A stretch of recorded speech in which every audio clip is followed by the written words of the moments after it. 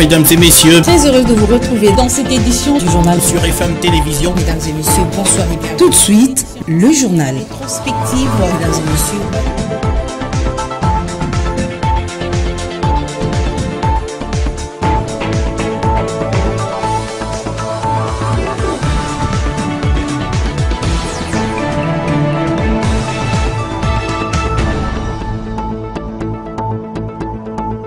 Merci de rester fidèle à l'AFM Télévision, mesdames et messieurs. Bonsoir et bienvenue dans cette grande édition du journal consacrée en majeure partie à l'actualité de la semaine. L'ancien conseiller privé du président de la République a passé nuit à la prison de Makala après son audition ce vendredi au parquet près la cour d'appel de Kinshasa-Gombe.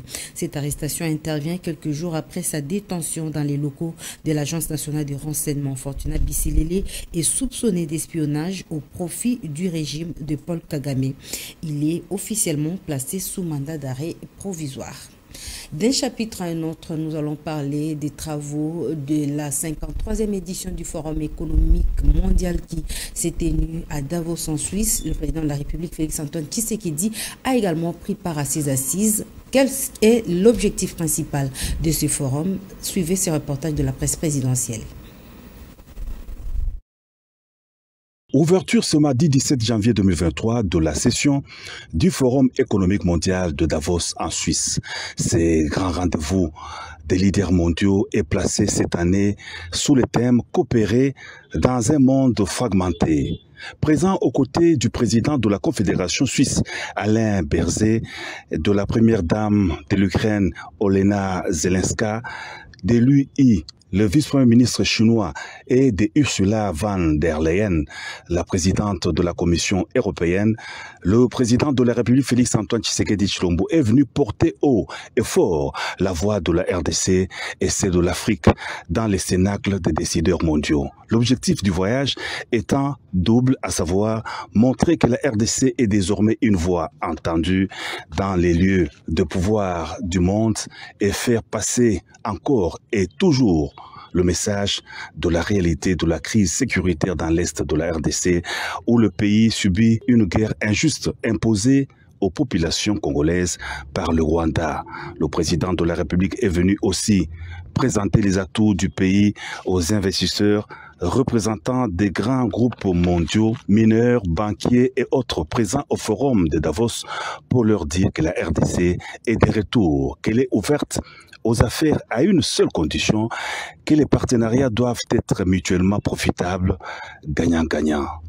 Une journée pas de tout repos pour le chef de l'État Félix-Antoine Tshisekedi Tshilombo qui a aussi participé à un panel sur les infrastructures pour une économie des énergies propres, une occasion de mettre en exergue les potentiels hydroélectriques de la RDC avec Inga et la création d'une industrie de production de batteries électriques en Afrique afin de capter en RDC des réels dividendes de la position mondiale du pays, celle de premier exportateur de cobalt. L'insécurité dans la région des Grands Lacs s'appelle le Rwanda. C'est le coup de gueule de Félix Tshisekedi face à une question d'une Rwandaise. Au Forum économique de Davos en Suisse, le président de la RDC a de nouveau condamné l'agression rwandaise dans l'est de son pays sous couvert du M23. On l'écoute dans cet extrait choisi par Patrick Ngo. Malgré les pressions internationales, ce groupe maintient sa position, fait semblant de se mouvoir, mais en fait, il se redéploie d'une certaine manière et reste dans ces localités. Et je vous apprends que depuis lors, il y a eu un massacre qui s'est fait dans une localité qui répond au nom de Kishiché, d'une centaine de personnes, des innocents, que ce groupe a voulu massacrer pour les terroriser et les pousser à se déplacer de cette localité qui regorge de matières précieuses dans son sous-sol. Donc voilà en fait le problème que nous avons. C'est un très grand défi parce qu'on ne peut pas investir à la fois dans le développement du pays et dans les ressources pour augmenter les capacités de l'armée et pouvoir ainsi se défendre. Si nous avions tous la même philosophie, la même vision, celle que j'avais d'ailleurs au moment où j'ai accédé à la tête du pays, celle d'aller vers tous nos voisins, nous en avons 9, et de leur proposer des projets de développement qui vont faire du bien à nos économies respectives, qui vont faire du bien à nos populations. Mais c'est à cause, évidemment, de certains voisins aux velléités belligérantes que cela est malheureusement impossible à réaliser. Donc je suis désolé, madame, le problème aujourd'hui de l'insécurité dans la région des Grands Lacs s'appelle le Rwanda. Attentat à la bombe à Kassindi, agression rwandaise au Nord Kivu, conflit entre les peuples Emaïlendo à Djougou en Ituri, insécurité à Kwamut, Bagata et ailleurs. Voilà autant de questions exploitées mercredi au cours de la toute première réunion de l'année sur la situation sécuritaire en RDC. Le Premier ministre a réuni à son cabinet de travail quelques membres de son gouvernement ainsi que des responsables des services de sécurité. Commentaire. L'attentat à la bombe à Kassindi a été très dur à vivre. Les forces de défense et de sécurité n'ont pas voulu croiser les bras. Elles se veulent de plus en plus vigilantes. L'armée nous a informé des mesures de sécurité qui ont été prises, notamment pour assurer les fouilles, les contrôles, pour éviter, pour prévenir ce type d'attentats. Nous espérons continuer la sensibilisation à ce niveau-là pour que les populations adoptent des comportements qui permettent de dénoncer ces activistes chaque fois qu'il y a des mouvements suspects. Autre point au menu de cette première réunion de sécurité de l'année, c'est la marche initiée à Goma contre les forces kenyanes de l'EAC et celles sud-soudanaises qui doivent arriver bientôt. Le gouvernement appelle à l'apaisement et invite la population à ne pas jouer le jeu de l'ennemi. Ces types de manifestations, parfois, il peut y avoir des infiltrations qui peuvent conduire à des situations qui peuvent conduire à des drames. Et donc, c'est un appel au calme que nous réitérons. Il faut reconnaître que la situation sécuritaire reste marquée par le dépassement du délai par le M23 soutenu par le Rwanda de libérer les régions occupées à Rutshuru. On parle aussi de l'activisme de l'ADF, groupe terroriste qui opère à Beni dans le Nord Kivu, ainsi que quelques régions de l'Ituri voisins. Les jours avancent et on se rapproche de l'arrivée du pape François en République démocratique du Congo. Le gouvernement multiplie des réunions pour évaluer l'avancement des préparatifs. Le Premier ministre était avec les différentes commissions impliquées pour faire le point de la situation. Le compte rendu, c'est avec le porte-parole du gouvernement, le ministre Patrick Mouyaya. Nous sommes à 12 jours de l'événement et d'ailleurs cette nuit, le Premier ministre lui-même était sur le coup des 0 heures sur les sites pour voir comment les travaux évoluent. Ici, il était question à nouveau de nous réunir dans ces cadres avec l'Église et toutes les commissions du gouvernement qui travaillent à préparer cet événement historique. Au regard des différentes informations avancées par les services ici, nous sommes en droit de penser que d'ici quelques jours, les sites seront prêts et nous pourrons procéder à des simulations. C'est l'occasion de rappeler la nécessité pour le Congolais de contribuer à écrire l'histoire parce que le passage du pape en République démocratique du Congo, surtout qui nous fera l'honneur de rester plus de 3 jours, c'est un moment important. Il faut bien que les Congolais se mobilisent pour venir ces jours-là parce que toutes les dispositions, exactement comme Monseigneur Cholet vous l'a dit tout à l'heure, sont prises pour à la fois assurer la sécurité, la mobilité sur le site pour que l'événement puisse être véritablement une fête en termes de réconciliation de tous les Congolais suivant la thématique que nous avons choisie. Dans un autre registre, le ministre de la Défense a opté pour la diplomatie militaire afin d'atteindre des objectifs qui s'est assigné. C'est ce qui explique la rencontre entre le patron de la défense congolaise, le Dr Gilbert Kabanda, et l'attaché de défense du Soudan, le général de brigade Arif Ahmed Abel Habib. Annie Akole pour le reportage. C'est déjà la concrétisation de la nouvelle politique de défense actionnée par le Dr Gilbert Kabanda qui est dans la logique de joindre la parole aux actes comme tout récemment avec la publication des documents. Déjà, les experts militaires mis à contribution dans ces projets de haute facture sont déjà à pied d'œuvre concernant l'armée des terres, l'armée aérienne, l'armée de mer, la logistique et les différents équipements militaires, la formation prise dans son acception totale, mais aussi et surtout l'industrie militaire, chère au cœur du ministre Kabanda, à installer sur le territoire. Le fruit de toutes ces cogitations vont dans la bonne direction de la montée en puissance des FARDC en urgence, comme l'a dit l'attaché des défenses qui fait ses valises en présentant son successeur qui prend désormais ses nouvelles fonctions à Kinshasa. Ils ont été récits avec son Excellence, Monsieur le ministre de la Défense, Et donc, c'est-à-dire l'accueil a été donc, c'est-à-dire bien chaleureux. Et l'audience, c'était donc, c'est-à-dire la continuité de la coopération entre les deux pays. On a eu donc, c'est-à-dire à partager avec son Excellence concernant la continuité de la coopération militaire entre les deux pays et puis entre les deux armées de FARDC et de l'armée soudanaise, donc c'est-à-dire au Soudan. Il faut dire que le ministre Kabanda souhaite, en matière de l'industrie militaire, mettre en contribution le modèle, le pays proche au Congo, dont les Soudans, dont l'attaché de défense a démontré au patron de la défense nationale l'expertise dans ces domaines, ainsi que la formation de pilotes militaires congolais en CIG qui a accordé les violons entre les deux parties. Ainsi, l'attaché de la Défense a transmis par la même occasion l'invitation adressée au ministre Kabanda par son homologue ougandais à se rendre prochainement à Khartoum en vue de la signature d'un protocole d'accord en matière de l'armée. La sécurisation des centres d'identification et d'enrôlement de la population a constitué les menus de la rencontre entre le président de la Commission électorale nationale indépendante et le commissaire provincial de la police nationale congolaise pour la ville de Kinshasa.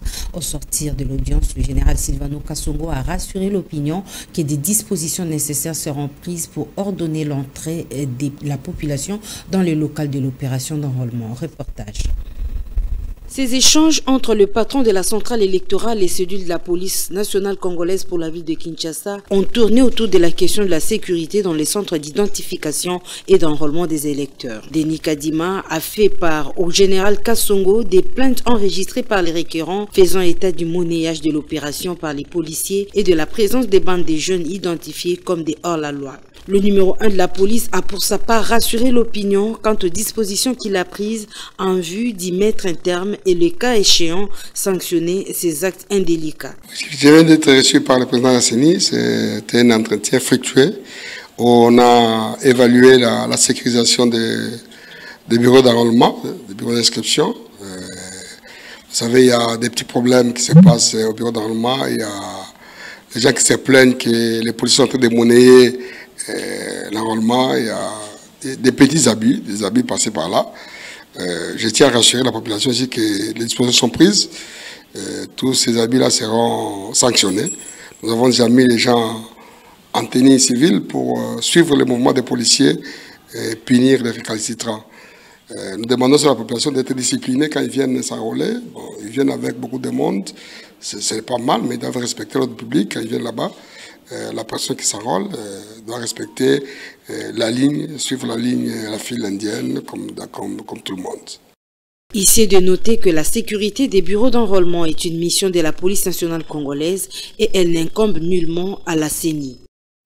Toujours dans ce chapitre de l'enrôlement, sachez qu'il y a des bureaux inexistants bien que repris dans la cartographie, mais aussi la difficulté pour les observateurs à avoir accès aux informations sur le nombre d'enrôlés. C'est notamment cela les couacs décelés par la SENCO et l'ECC. Ces structures religieuses l'ont fait savoir au cours d'une conférence de presse tenue pendant la semaine, mais ils disent tout de même attendre quelques assurances de la part de la CENI. On écoute à ce sujet Monseigneur Donatien Cholet. Il y a des bureaux qui ont été répertoriés dans la cartographie, mais qui n'existent pas sur le terrain. C'est mieux que la CENI nous rassure. Il y a la fermeture des chefs d'antenne. Par exemple, là, nos observateurs ne pouvaient pas avoir accès au nombre d'enrôlés parce que le chef d'antenne ne voulait pas communiquer. Je crois que la CENI gagnera à la transparence à tous les niveaux pour rassurer la population. Et nous ne sommes qu'au début. Si la CENI tient compte de ces observations, je crois qu'on va évoluer dans le temps. La proposition faite par la SENCO-LCC de prolonger la date de la fin de l'enrôlement pour les bureaux qui ont fait en retard, pour les bureaux qui ont connu des difficultés de panne de machines, ne doit pas impacter sur la durée, le calendrier, dans la mesure où nous sommes à la première heure. Si la CENI prend en compte les difficultés observées maintenant, si la CENI prend les dispositions pour améliorer, ces difficultés, nous ne les connaîtrons pas au même degré à la 2e et à la 3e heure. Un bureau qui a commencé avec un retard d'1 semaine, 2 semaines, c'est tout à fait normal qu'on lui accorde 1 ou 2 semaines. Un bureau qui a connu des dépannes de machines pendant 2-3 jours, on doit en tenir compte. Donc, avec le rapport détaillé, la CENI saura, ou alors une moyenne pour permettre que tout le monde soit à l'aise, mais cela ne devrait pas nécessairement impacter sur le calendrier global. Encore quelques jours avant la clôture de l'opération d'enrôlement et d'identification de la population, les appels à l'enrôlement massif se multiplient. C'est le cas d'Ezekiel Kaboulongo Belechai qui a pris sa carte d'électeur, mais il a profité tout de même pour lancer un appel à la population de Funa de s'enrôler. C'est un reportage d'Elvis Meti et Enoch Mafuka. Il s'appelle Kaboulongo Belechai Ezekiel, le président de l'ASBEL, Fachi Émergence Nationale. Ce Congolais qui mérite la confiance de la population de sa base du district de Funa a rempli son devoir civique ce samedi. Accompagné par la population de sa base, le président de l'ASBEL Émergence Nationale, surnommé l'homme de la population, a exhorté les habitants de son district à s'enrôler massivement. Bon, il est temps de s'enrôler. Pourquoi? Pour sensibiliser la base de gens. Parce que je suis candidat pour la circonscription de Funa. C'est pour cela que nous avons s'enrôler parce que date limite c'est le 23. Tout s'enrôler, ils ont droit. On a dit qu'ils posent un droit de voter. Il faut une carte. Et on a présenté l'exemple Ngamoko, on a reçu une carte dans la. Dès son arrivée au centre d'inscription et d'enrôlement, Ezekiel Kaboulongo Belechai a rempli toutes les conditions requises pour s'être enrôlé. FEN qui veut dire Fachi Émergence Nouvelle. Nous sommes venus accompagner notre leader pour l'obtention de sa carte d'électeur. En tant que citoyen, il doit accomplir ses devoirs-là. Moi, je suis président fédéral de la ville-province de Kinshasa. Obtenir sa carte d'électeur, c'est le premier pas vers les élections prochaines. Tout Congolais est appelé à se faire enrôler afin de participer au vote. Le 16 janvier a été une journée chômée et payée en République démocratique du Congo parce qu'on a commémoré l'assassinat du 3e président du pays en 2001. Laurent Désiré Kabila avait l'habitude de prôner la paix et le bien-être social dans ses différentes sorties médiatiques. Patrick Ngouo a sélectionné pour vous certains de ses discours sur le fond sonore de Christian Kabouya. Je dois vous assurer que je suis un soldat du peuple. Et je ferai mon devoir jusqu'à mon dernier jour. Je veux que mon pays soit totalement libre et en tout cas un pays moderne qui se développe, où sur le plan social, nos villages doivent être transformés. Alors s'ils ne comprennent pas, les Congolais comprennent maintenant. Et si nous ne pouvons pas nous servir de notre or et de notre diamant dans les 2 ans qui viennent, nous n'allons pas construire la prospérité de notre peuple. Il n'y aura pas assez d'écoles, pas assez d'hôpitaux, une vie décente serait difficile, on continuerait à croupir dans la misère. Il faut donc changer le cycle, donc l'essence de la politique. Et puisqu'on parle de l'assassinat de Laurent Désiré Kabila, la FM Télévision vous fait revivre les faits qui ont marqué la journée du 16 janvier 2001. Suivez.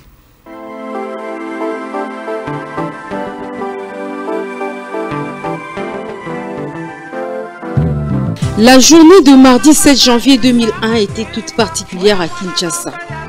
Tout avait commencé par le crépitement des balles aux alentours du Palais des Marbres. Selon quelques informations, Le feu Laurent-Désiré Kabila avait accordé quelques audiences dans la matinée et c'est en début d'après-midi que les choses ont tourné au vinaigre. Selon quelques informations, les éléments de la garde républicaine affectés au Palais des Marbres avaient trouvé le chef de l'État cloué au sol avec du sang atteint des balles. La circonstance a occasionné une panique générale. Les militaires ont fait venir urgemment un hélicoptère de l'aéroport international de Njili pour transporter l'ancien président à la clinique Ngalema. Quelques heures plus tard, son corps a été évacué au Zimbabwe à Harare. Pendant ce temps, la présence des militaires était très renforcée dans la capitale et les personnalités politiques rassuraient le peuple congolais à travers des messages de paix et les appels au calme dans la télévision de l'État. La population pour sa part était figée dans les médias étrangers pour en savoir un peu plus. Plusieurs versions, dont principalement celle de l'assassinat du président Laurent-Désiré Kabila, étaient relayées à plusieurs reprises. 2 jours plus tard, soit le 18 janvier 2001, la nouvelle de l'assassinat de Laurent-Désiré Kabila était confirmée par les sources officielles. À Kinshasa, tout comme dans l'arrière-pays, les Congolais étaient plongés dans la consternation. Ils n'ont pas pu accepter facilement l'assassinat de celui qu'ils ont confirmé comme les libérateurs de la RDC du joug dictatorial du président Mobutu. Ici de rappeler que Laurent-Désiré Kabila était impliqué dans la relance de l'économie avec le service national et l'autoprise en charge collective. Ne jamais trahir le Congo et l'autoprise en charge était son leitmotiv pour le peuple congolais.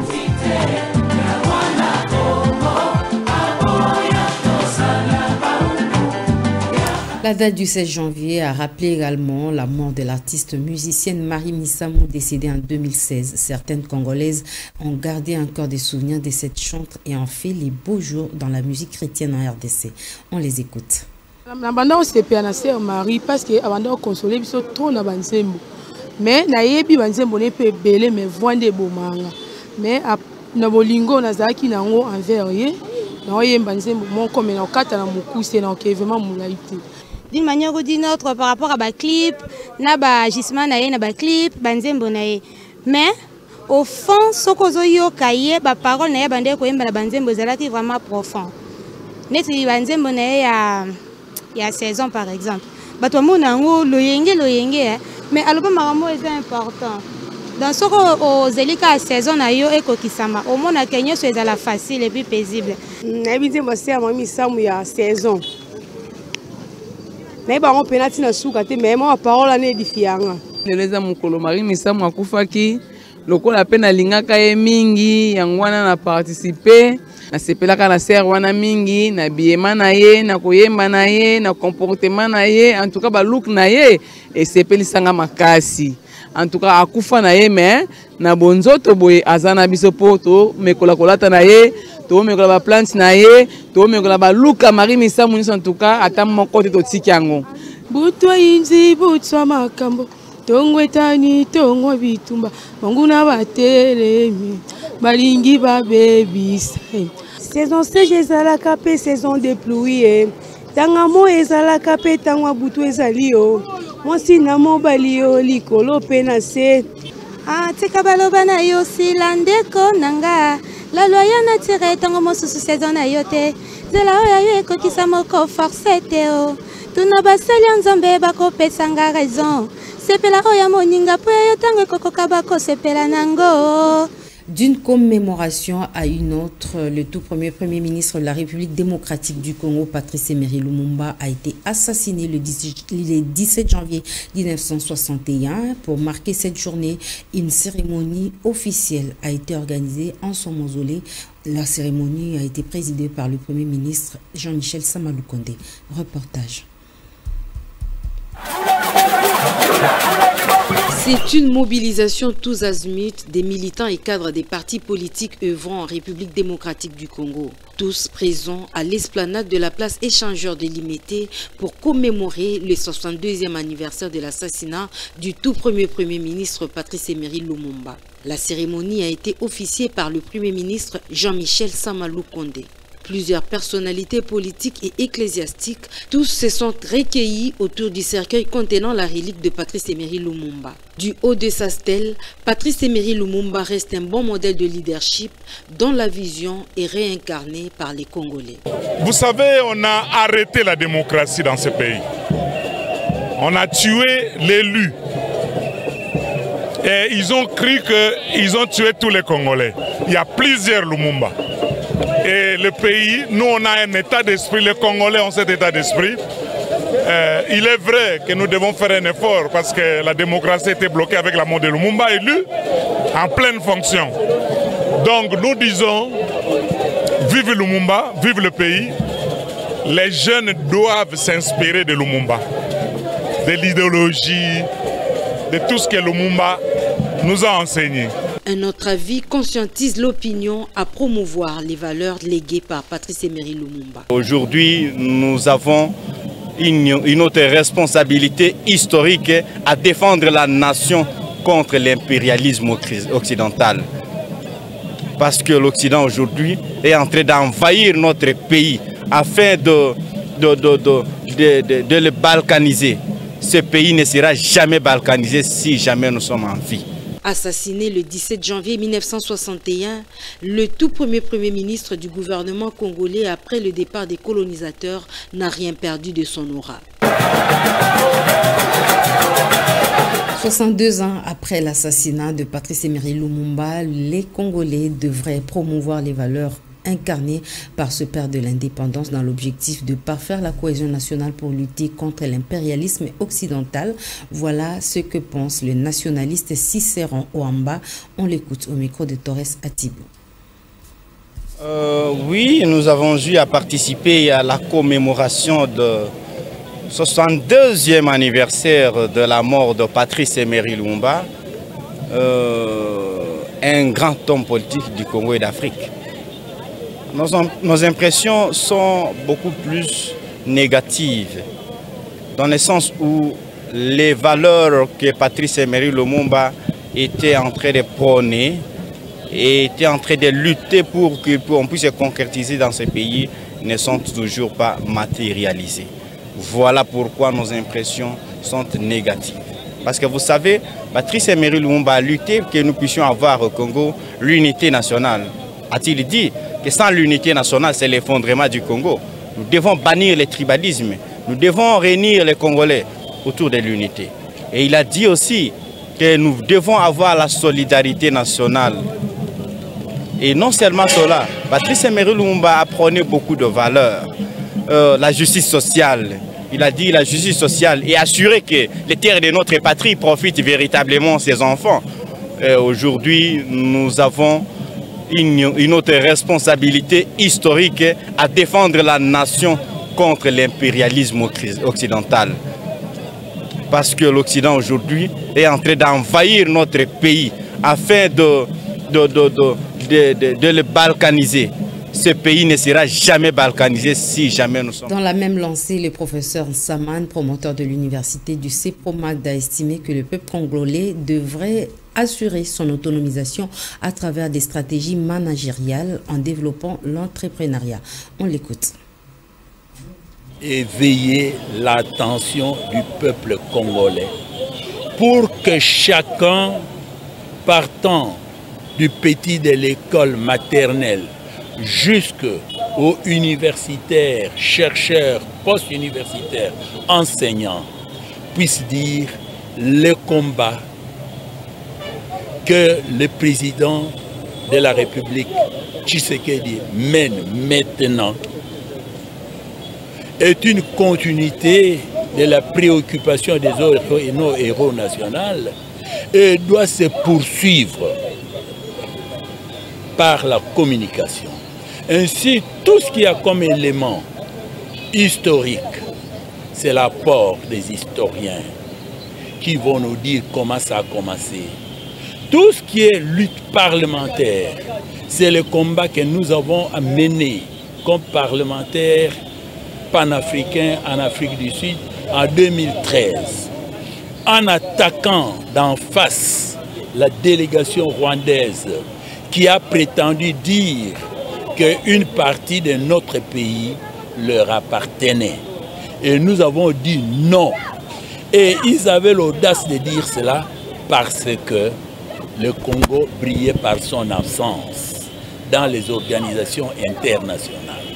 Bien sûr, l'apport technologique, ce n'est pas seulement au niveau de la stratégie, c'est au niveau de stratégie managériale. Car on ne dirige pas un pays en économiste, on ne dirige pas un pays en mathématicien, on ne dirige pas un pays en politicien, mais en manager qui combine tout, manager stratégique. C'est-à-dire, du point de vue économique, il faut développer l'entrepreneuriat. Que nous, les Congolais, nous puissions être entrepreneurs et confirmer notre autonomie du point de vue économique. La commune d'Engaba doit revêtir une belle image de salubrité. Voilà l'objectif que s'est fixé le nouveau bourgmestre de cette municipalité, Aimé Francis Lolinga. Ce samedi, il était lui-même dans la rue pour superviser les travaux de Kinbopeto. On l'écoute.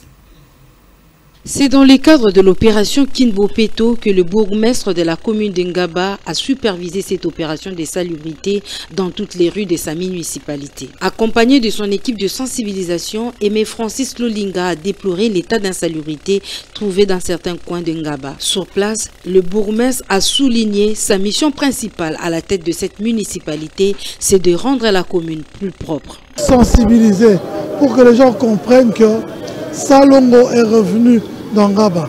Dans chaque quartier, tout le monde devant sa parcelle doit nettoyer, doit arranger son milieu de vue. C'est pour ça qu'on est là. On va sanctionner et on va être très dur. L'autorité de l'État, comme je l'ai dit dernièrement, doit s'appliquer à chaque coin de la commune de Ngaba. Surnommé l'homme des actions concrètes, Aimé Francis Lolinga prouve déjà à ses administrés le programme d'action dont il mène à la tête de cette municipalité. La population a de son côté apprécié cette initiative du bourgmestre qui restait sur terrain pour constater le fonctionnement de sa municipalité. Une affaire sextape a frappé la police nationale congolaise et la sanction est immédiatement tombée. Le chef de la police à Kinshasa a suspendu le commandant supérieur du Souciat Maluku, Bonfeti Zesemi. Le général Silvano Kasongo lui a reproché d'avoir publié une vidéo à caractère pornographique le jeudi dans le groupe WhatsApp du commissariat provincial de la police pour la ville de Kinshasa. Reportage. Dans cette lettre de suspension parvenue à la rédaction de la Fondation Maloua Télévision, le commandant en chef de la ville de Kinshasa, le général Silvano Kasongo, a aussitôt confié le charge à son adjoint, le commandant Niamongozo Niabebe, durant toute la période de sa suspension. Dans les vidéos sextapes de cet officier de la police nationale congolaise qui font le tour des réseaux sociaux, on peut identifier avec une jeune fille dans une chambre d'hôtel passant un moment d'intimité, un comportement qui frise la moralité et la bonne mœurs, commentent plusieurs internautes. Quelques personnes qui ont lu la vidéo en premier lieu condamnent avec la dernière énergie le comportement de cet officier qui n'honore pas le pays, encore moins la police nationale congolaise qui doit pourtant être exemplaire.